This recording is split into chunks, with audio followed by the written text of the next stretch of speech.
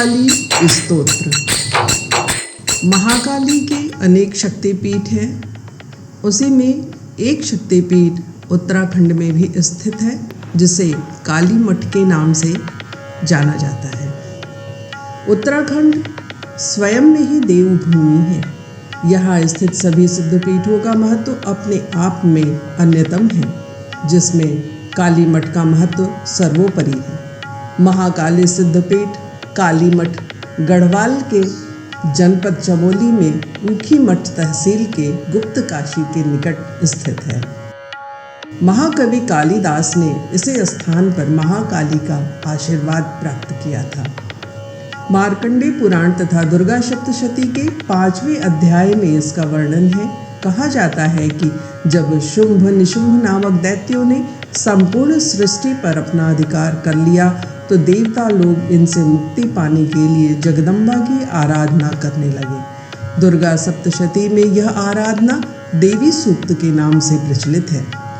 माँ पार्वती स्नान के लिए मंदाकिनी की तरफ जा रही थी, तभी उन्होंने देवताओं की स्तुति सुनकर उनके विषाद का कारण पूछा। देवताओं ने अपनी व्यथा माँ को सुनाया, जिसे सुनकर माँ पार्वती के शरीर से एक तेज पुंज प्रकट हुआ। वह तेज पुंज अम्बा के नाम से विख्यात हुआ। देवताओं की व्यथा और शुंभ निशुंभ के अत्याचार की बातें सुनकर अम्बा बहुत ही क्रोधित हुई।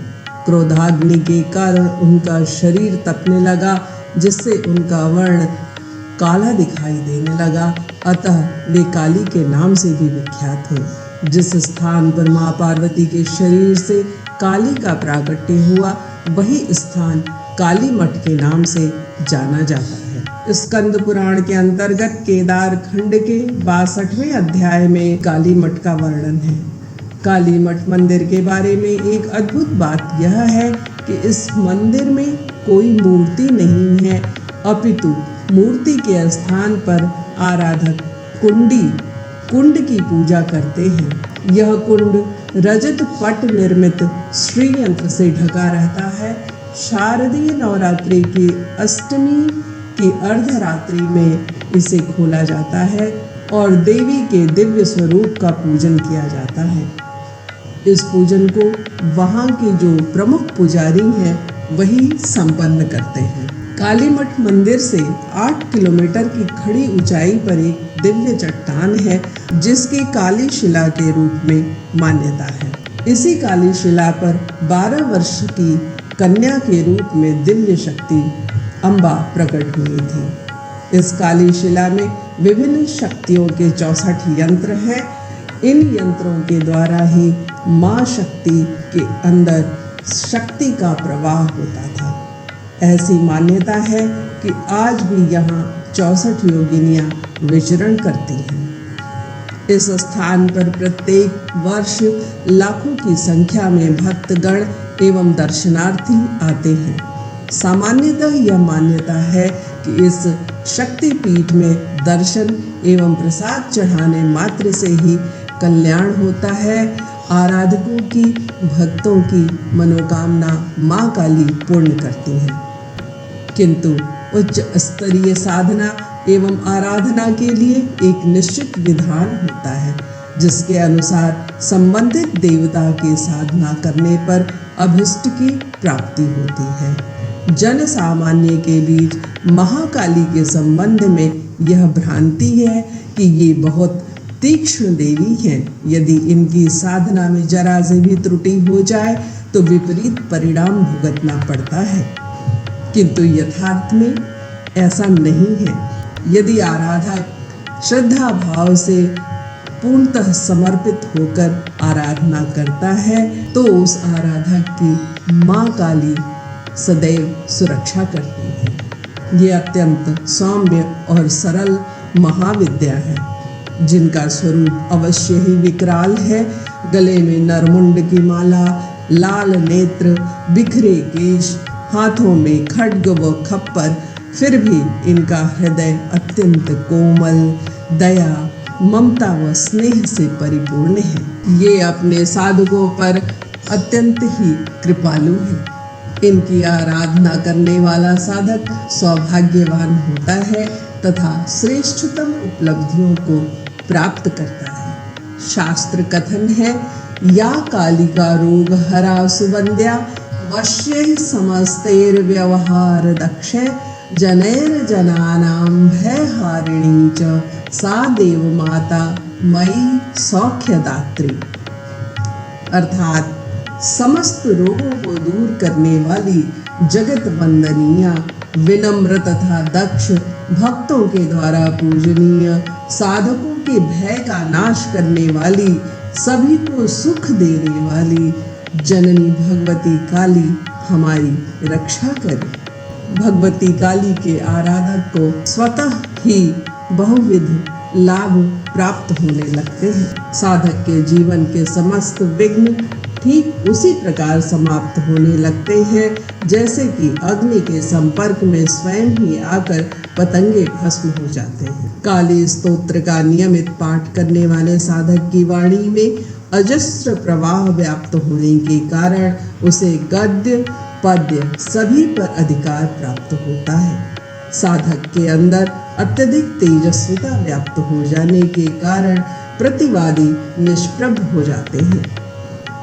10 महाविद्याओं में प्रथम स्थान पर स्थित होने के कारण इनकी आराधना साधना से सिद्ध हुआ साधक शेष महाविद्याओं की साधना सुगमता से सिद्ध कर सकता है।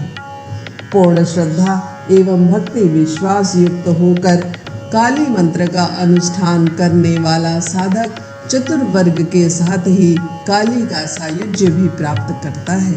काली साधना द्वारा साधक रोग मुक्त होकर पूर्ण स्वस्थ जीवन व्यतीत करते हैं तथा दीर्घायु होते हैं। व्यक्ति के हृदय को मात्र महाकाली स्तोत्र के श्रवण से ही, पठन से ही आनंद प्राप्त होता है। कितना भी दुखी व्यक्ति हो, तनावग्रस्त व्यक्ति हो, यदि इस महाकाली स्तोत्र का पाठ स्वयं करता है या श्रवण भी कर लेता है तो उसके तनाव में उसे राहत मिलती है। अपनी चिंता परेशानियों का मार्ग दिखाई देने लगता है। जो व्यक्ति, जो आराधक महाकाली की आराधना साधना में तत्पर होना चाहते हैं, उन्हें तो निश्चित रूप से इस महाकाली स्तोत्र का पाठ करना चाहिए, स्वयं करना चाहिए या श्रवण करना चाहिए। महाकाली स्तोत्र। अनादिं सुरादिं मखादिं भवादिं स्वरूपं त्वदीयं न विन्दन्ति देवा जगन्मोहिनीयं तु वाग्वादिनीयं सुहृद्पोषिणी शत्रुसंहारिणीयं वचस्तम्भनीयं किमुच्चाटनीयं स्वरूपं त्वदीयं न विन्दन्ति देवा इयं स्वर्गदात्री पुनः कल्पवल्ली मनोजास्तु कामान्यथार्थ प्रकुर्यात् तथा ते कृतार्था भवन्तीति नित्यं स्वरूपं त्वदीयं न विन्दन्ति देवा सुरापानमत्ता सुभक्तानुरक्ता लसत्पूतचित्ते सदा विर्भवस्ते जपध्यान पूजा सुधाधौतपङ्का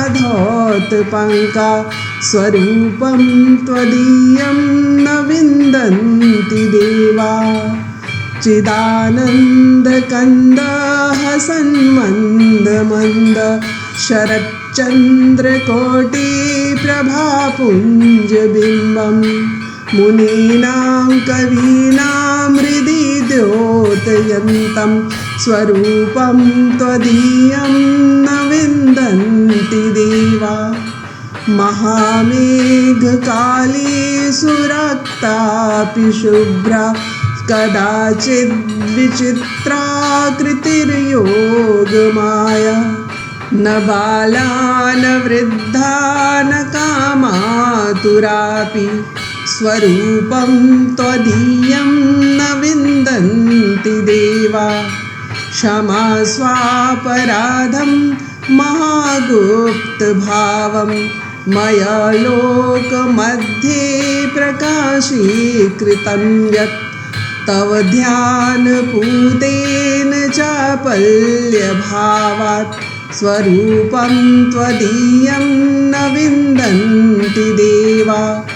यदि ध्यानयुक्तं पठेद्यो मनुष्यः तदा सर्वलोके विशालो भवेच्च। गृहे चाष्टसिद्धिर्मृते चापि मुक्ति स्वरूपं त्वदीयं न विन्दन्ति देवा। अनादिं सुरादिं मखादिं भवादिं स्वरूपं त्वदीयं न विन्दन्ति देवा। स्वरूपं त्वदीयं न विन्दन्ति देवा। प्रेम से बोलिए महाकाली की जय।